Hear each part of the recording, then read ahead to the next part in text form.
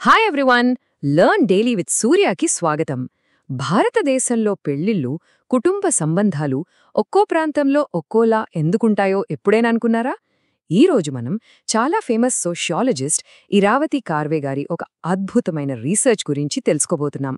ఆమె మన దేశాన్ని 4 విభిన్న కిన్షిప్ జోన్స్గా ఎలా విభజించారో చూద్దాం. సరే, ఈరోజు మన ప్రయాణం ఎలా సాగుతుందో చూద్దాం. ముందుగా అసలు ఈ ఇండియాస్ 4 కిన్షిప్ జోన్స్ అంటే ఏంటి అనేది తెలుసుకుందాం. ఆ తర్వాత ఒక్కొక్కటిగా నార్దర్న్, సదర్న్, సెంట్రల్ మరియు ఈస్టర్న్ జోన్స్లోకి వెళ్ళి అక్కడి స్పెషల్ రూల్స్, పద్ధతులను చాలా వివరంగా చూద్దాం. రైట్, ఇంకా మొదలు పెడదాం. అసలు ఐరావతి కార్వే గారు ఈ ఫ్రేమ్వర్క్ ఎందుకు తీసుకొచ్చారు? చూడండి, భారతదేశమనేది ఎంతో డైవర్సిటీ ఉన్న దేశం. మన లాంగ్వేజ్, కల్చర్ అన్నీ వేరువేరు. అలాంటప్పుడు ఇక్కడి ఫ్యామిలీ సిస్టమ్స్, మ్యారేజ్ కస్టమ్స్ని అర్థం చేసుకోవటం అనేది చాలా కాంప్లెక్స్ విషయం. అందుకే ఈ డైవర్సిటీని సింపుల్గా, క్లియర్గా అర్థం చేసుకోవటానికి ఆమె దేశాన్ని ఈ 4 ప్రధాన భాగాలుగా విభజించి ఒక్కో ప్రాంతం యొక్క స్పెషల్ ఫీచర్స్ని వివరించారన్నమాట. సో మనం ముందుకెళ్లే ముందు కిన్షిప్ సిస్టమ్ అనే ఈ పదం గురించి ఆలోచిద్దాం. దీన్ని సింపుల్గా చెప్పాలంటే ఇదొక సొసైటీకి సంబంధించిన ఒక ఫ్యామిలీ రూల్ బుక్ అనుకోండి. అంటే ఈ రూల్ బుక్లో ఏముంటాయి? ఎవరెవర్ని పెళ్లి చేసుకోవచ్చు, ఎవరిని చేసుకోకూడదు, కుటుంబంలో ఎవరి రోల్ ఏంటి, ఎవరి రెస్పాన్సిబిలిటీస్ ఏంటి, ప్రాపర్టీ ఎవరికి చెందుతుంది, ఇలాంటి రూల్స్ అన్నీ ఈ సిస్టంలో భాగం. కరువే గారు ప్రధానంగా లాంగ్వేజ్, కల్చరల్ ప్రాక్టీసెస్ని బేస్ చేసుకుని భారతదేశాన్ని ఈ 4 మెయిన్ కిన్షిప్ జోన్స్గా డివైడ్ చేశారు. అవి the northern kinship zone, the southern kinship zone, the central kinship zone మరియు ద ఈస్టర్న్ కిన్షిప్ జోన్. ప్రతి జోన్కి దాని సొంత యునీక్ ఫ్యామిలీ రూల్స్ ఉన్నాయన్నమాట. అవి ఒకదానికొకటి చాలా డిఫరెంట్గా ఉంటాయి. మరి అవేంటో చూద్దాం. సరే, మన జర్నీలో first stop the northern zone. ఇక్కడి కిన్షిప్ సిస్టమ్ చాలా స్ట్రిక్ట్ రెగ్యులేషన్స్తో, క్లియర్ హైరార్కీస్తో, అంటే స్పష్టమైన సోషల్ స్టేటస్, ర్యాంకింగ్స్తో ఉంటుంది. ఆ రూల్స్ ఏంటో వివరంగా చూద్దాం. నార్దర్న్ జోన్లో ఒక చాలా ఇంట్రెస్టింగ్ విషయం ఏంటంటే వాళ్లు బంధువులను పిలిచే విధానం. కన్సాంగ్వినల్ కిన్ అంటే మన బ్లడ్ రిలేటివ్స్, అలానే ఆఫినల్ కిన్ అంటే మ్యారేజ్ ద్వారా ఏర్పడిన బంధువులను, వీళ్ళిద్దరినీ వేర్వేరు పేర్లతో పిలుస్తారు. ఫర్ ఎగ్జాంపుల్, సొంత అన్నను భయ్యా అంటారు, అదే వైఫ్స్ బ్రదర్ని సాలా అంటారు. ఈ పదాల వాడకమే సమాజంలో ఎవరికి ఎక్కువ స్టేటస్ ఉందో, ఎవరికి తక్కువో ఆ హైరార్కీని స్పష్టంగా చూపిస్తుంది. సో ఇక్కడ బ్లడ్ రిలేషన్స్కే ఎక్కువ ఇంపార్టెన్స్, ఎక్కువ గౌరవమిస్తారన్నమాట. నార్దర్న్ జోన్లో మ్యారేజ్ విషయంలో ద మోస్ట్ ఇంపార్టెంట్ రూల్ ఏంటంటే ఎగ్జోగెమీ. సింపుల్గా చెప్పాలంటే దగ్గరి సంబంధాలలో, చుట్టరికాలలో పెళ్లి చేసుకోకూడదు. సొంత గ్రూప్ లేదా వంశం బయట మాత్రమే పెళ్లి సంబంధాలు వెతకాలి. ఈ ఒక్క రూల్ వెనుక చాలా లేయర్స్ ఉన్నాయి. అవేంటో చూద్దాం. ఈ ఎగ్జోగెమీ రూల్ ఎంత కాంప్లెక్స్గా ఉంటుందో చూద్దాం. దీన్నే 4 గోత్ర రూల్ అని కూడా అంటారు.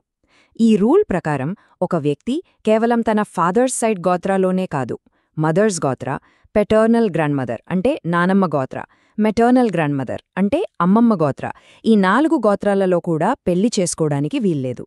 ఒక్కసారి ఊహించండి, దీనివల్ల పెళ్లికి సరైన పార్ట్నర్ కోసం ఎంత దూరం, ఎంత పెద్ద నెట్వర్క్లో వెతకాల్సొస్తుందో. గోత్ర రూల్ ఒక్కటే కాదు, ఇంకా చాలా రిస్ట్రిక్షన్స్ ఉన్నాయి. ఒకవైపు కాస్ట్ ఎండోగమీ అనే రూల్ ప్రకారం సొంత కాస్ట్లోనే పెళ్లి చేసుకోవాలి. కాని మరోవైపు సాపెండా ఎగ్జోగమీ అనే రూల్ ప్రకారం ఫాదర్స్ సైడ్లో 7 జనరేషన్స్ వరకు మరియు మదర్స్ సైడ్లో 5 జనరేషన్స్ వరకు ఎవర్ని పెళ్లి చేసుకోకూడదు. దీనికి తోడు విలేజ్ ఎగ్జోగమీ కూడా ఉంది. అంటే సొంత ఊరిలో కూడా పెళ్లి చేసుకోవడం నిషిద్ధం. చూసేరా, ఈ రూల్స్ అన్నీ కలిసి పెళ్లి సంబంధాల చాయిస్ని ఎంత నారోడౌన్ చేస్తాయో, ఎంత డిఫికల్ట్ చేస్తాయో. ఈ స్ట్రిక్ట్ రూల్స్ అన్నీ కలిసి ఒక క్లియర్ పవర్ హైరార్కీని క్రియేట్ చేస్తాయి. దీనిలో పెళ్లి కొడుకు కుటుంబం అంటే బ్రైడ్ టేకర్స్ ఎప్పుడూ సుపీరియర్ పొజిషన్లో ఉంటారు. వాళ్ల మాటకి విలువ ఎక్కువ. పెళ్లి కూతురు కుటుంబం అంటే బ్రైడ్ గివర్స్ ఎప్పుడూ ఒక లోవర్ స్టేటస్లో వినయంగా ఉండాల్సొస్తుంది. ఇది పెళ్లి అయ్యాక కూడా వాళ్ల సంబంధాలను పర్మనెంట్గా ప్రభావితం చేస్తుంది. ఈ పవర్ డిఫరెన్స్ వల్ల అందరికంటే ఎక్కువగా ప్రభావితమయ్యేది కొత్తగా పెళ్లైన బ్రైడ్. అత్తారింట్లో ఆమె పొజిషన్ చాలా డెలికేట్గా, కొన్నిసార్లు కష్టంగా కూడా ఉంటుంది.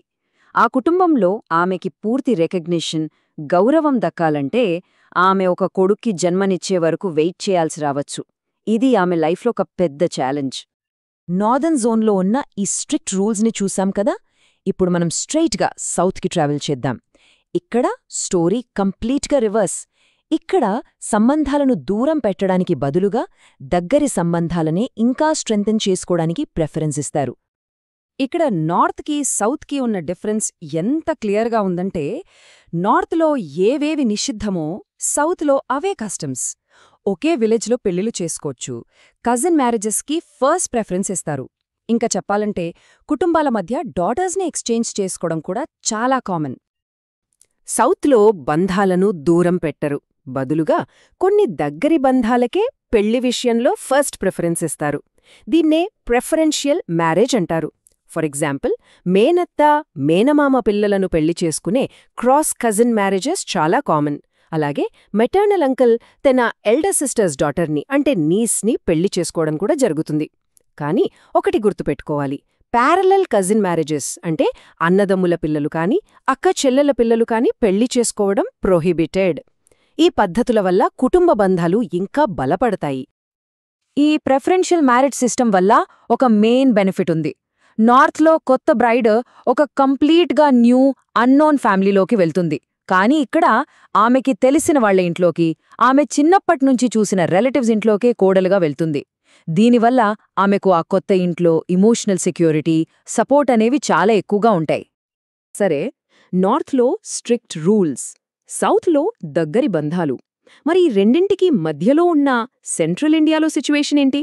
మనం అనుకున్నట్టే సెంట్రల్ జోన్ ఈ రెండు ట్రెడిషన్స్ని కలిపి ఒక చాలా ఇంట్రెస్టింగ్ మిక్స్గా తయారయ్యింది. సెంట్రల్ జోన్లో మీకు ఈ రెండు ట్రెడిషన్స్ కనిపిస్తాయి.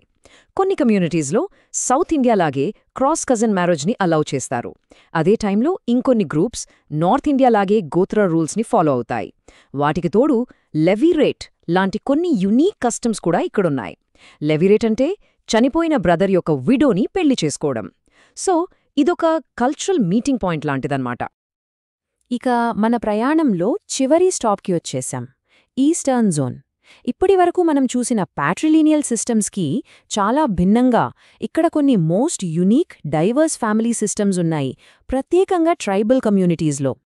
ఈస్టర్న్ జోన్లో మనకొక పెద్ద కాంట్రాస్ట్ కనిపిస్తోంది. చాలా ట్రైబల్ గ్రూప్స్ మన దేశంలో మిగతా ప్రాంతాలలాగే ప్యాట్రిలీనియల్ సిస్టమ్ని అంటే ఫాదర్స్ లీనియేజ్ని ఫాలో అవుతాయి. కానీ మేఘాలయలోనే ఖాసీ ట్రైబ్ దీనికి కంప్లీట్ ఆపోజిట్. వాళ్లు మ్యాట్రిలీనియల్ సిస్టమ్ని పాటిస్తారు.